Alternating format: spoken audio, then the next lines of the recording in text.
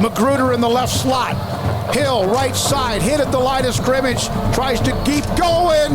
Does he get in? No sit. Touchdown, Midway. Oh, my. That took forever. The Midway Weekly Podcast is brought to you by Bentwood Realty, Bird Culchin Ford, Bubba's 33, and Texas Farm Bureau Insurance. Now, here's David Smoak.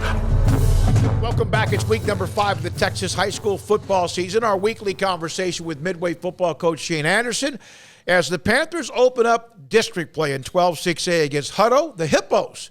And now these games count. Absolutely, and that's what we're telling the kids. We're playing for keeps now. Everybody's 0-0 no matter what happened the first 4 weeks, and we feel like we're a better football team than we were 4 weeks ago, and we're ready to roll. What is the message besides that for this week? You always have a weekly word or whatever or a theme. There have been times when that looks pretty good, and then there have been times when, oh, my goodness, what are we going to do? You saw some of that because of what Junior Thornton brought to the table, giving you that big play dynamic at quarterback. But what have you told your players? Well, our big focus this week is focus. Our word of the week is focus. And, we talked to them on Monday, first right out of the box during our scouting report, about focusing. Yeah, we want to focus on winning the game, but we get for that to happen, we have to focus every day.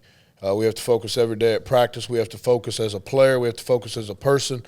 And that becomes a habit. And I don't need them at their best on Monday. I don't need them at their best on Wednesday.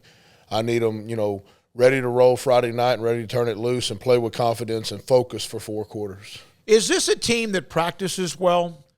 Yeah. We don't have bad practices. Our kids, we go in the mornings, which is a little bit different. More and more people are going to it. But, I like it, because kids – they get there. If you can get them there, which our kids have no problem getting there, we get out there, get them woke up and ready to go. You don't have bad practice from, we all remember being that kid walking out of the field house. And even as a coach, in the afternoon, you walk out of that field house, and especially this week, it's 100 degrees and it's hot, and, maybe things didn't go your way in the school building, whatever the case may be. You've had all day for something to, kind of get you in a mood that makes you not want to go practice. And so, we go in the mornings, and it's been great. And like I said, our kids show up every day, and they have a great attitude, and we're learning and we're getting better, and our coaches do a great job of being prepared. We had seen a glimpse of Junior playing quarterback. Obviously, he was a dynamic receiver for you last year and then at times this year. But you decided to put him in throughout the week, practice throughout the week, and start the game. And on the very first snap he goes 65 yards for a touchdown.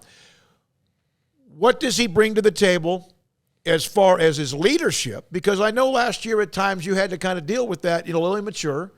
What about him as a leader and the kids around him and rallying around him? Well, he's like any other kid. I mean, it's no different. Kids are going to mature as they get older and as they grow and as they become more confident, as a young man, and you can think back to, I can think back to when I was 16, 17-year-old and, my focus level and my maturity and we all grow and we all get better as we go. And sometimes it takes eye-opening events, and sometimes it takes, a little bit of adversity for you to see that. Obviously he's a dynamic playmaker. We want to get the ball in his hands as much as possible. He did a great job preparing last week, and, we played really, really good the first half, and then the second half kind of reverted back. And so, hence the word of the week, focus, and trying to focus for 4 quarters. And no matter what the score is at halftime, knowing that we got to play a second half. You have Dom Hill, who is not going to be one that goes 70 yards. He had some long runs last year, productive, over 800 yards rushing or whatever, but he's more of what I would call a plow horse, a guy that's going to move the pile. And you really haven't seen much of that the first 3 weeks for sure. But I guess in the loss to Vandergrift, he had 70 yards. In the loss to Rockwall Heath, he had 70-plus yards. That was what I thought would be your bread and butter. That has not worked, but has this now opened it up a little bit more for Dom? Yeah, I think it will, and like I told Dom and Junior yesterday walking off the practice field, we were walking together, and, I just told him, you've got to stay focused on your job. You've got to do what you need to do to be the best version of yourself each and every day. And Hutto's going to have to make a decision Friday night. Are they going to try to stop Junior? And if that's what they're going to do, then Dom's going to get, you know, the majority of the opportunities. If they want to try to stop both of them, then, you know, it'll be up to Junior to make those reads and make sure he makes the right ones. But, you know, Dom is a hard-working kid. Dom's going to stay the course. Dom's a captain.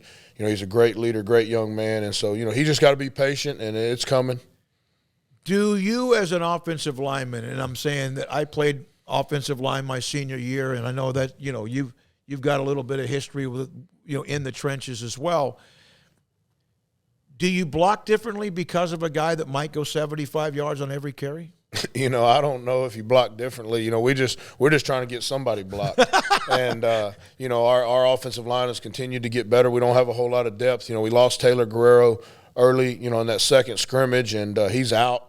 And so, you know, our depth's not real deep there. And so those kids, you know, they know, you know, they're what we have, and they've got to continue to get better. I just want them to play as hard as they can for 4 quarters, and every play engage with somebody and get after it. And, you mentioned, and you mentioned that last week. You wanted to see guys fight, you know, not physically, but like personal fouls, unsportsmanlike conduct, but fight, scratch. Did you see that? Yeah, I think we did, you know, especially like I said in that first half, they came out.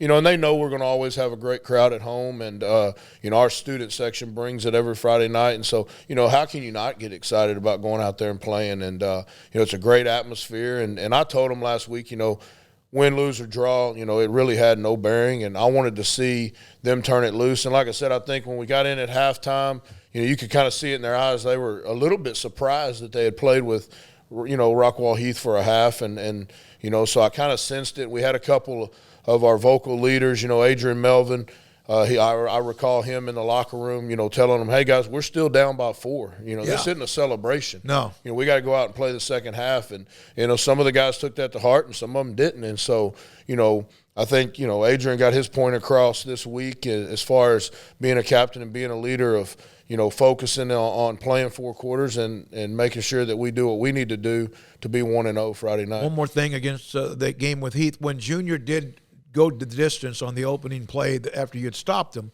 Craig on the sidelines, Craig Smoak, said that it was the loudest he'd heard Panther Stadium, because we didn't do the games in 2020. It's the loudest explosion of noise he had heard since even throughout last year, because obviously 1-9 and now where you are. I thought that, you know, again, that home crowd, those students are, that is a great advantage when you can keep them locked in like that. Hutto, they won a game on a walk-off field goal against Judson. They got a great kicking game, a kicker that can kick it from 50, 55 yards, 60 yards. They've got some playmakers. The running back's committed to play at the Air Force Academy. Quarterback is back. What do you do? Well, you know, like I said, we have to focus on doing our job, focus on executing the game plan that we put in. You know, I think our kids have played some really, really good opponents and understand, and I don't think the speed of the game is going to be an issue because we've played some really good teams. I don't think the physicality will be an issue because we've played some really physical teams. I think our non-district schedule's prepared us. I think it's going to come down to, you know, the old cliche of turnovers and big plays. Whoever has more big plays and fewer turnovers is going to have a chance to win the game. Well-coached football team that, you know, they're playing with some confidence. You know, Coach Compton and I have known each other a while. He was the offensive coordinator back in 2011 when we played John Tyler in the semifinals. And, you know, we've stayed in touch over the years. He does a great job. And those kids will be ready to play from Hutto. You know, they understand that everybody's 0-0, and we're playing to be 1-0. Yep, and it starts again this Friday, District 12, 6A, Midway. It's a 7:30 kickoff. They moved it to 7:30 now that district begins. Our pregame at 7 o'clock. On 106.7 FM, The Eagle, and also on Sikkim 365 Radio. Good luck. We'll see you Friday. Appreciate it. Shane Anderson, Midway football coach. This is the weekly Midway football podcast brought to you by Bert Colgan Ford. Magruder in the left slot. Hill, right side, hit at the line of scrimmage. Tries to keep going. Does he get in? No sit. Touchdown, Midway. Oh, my. That took forever. The Midway Weekly Podcast is brought to you by Bentwood Realty, Bird Colgan Ford, Bubba's 33, and Texas Farm Bureau Insurance.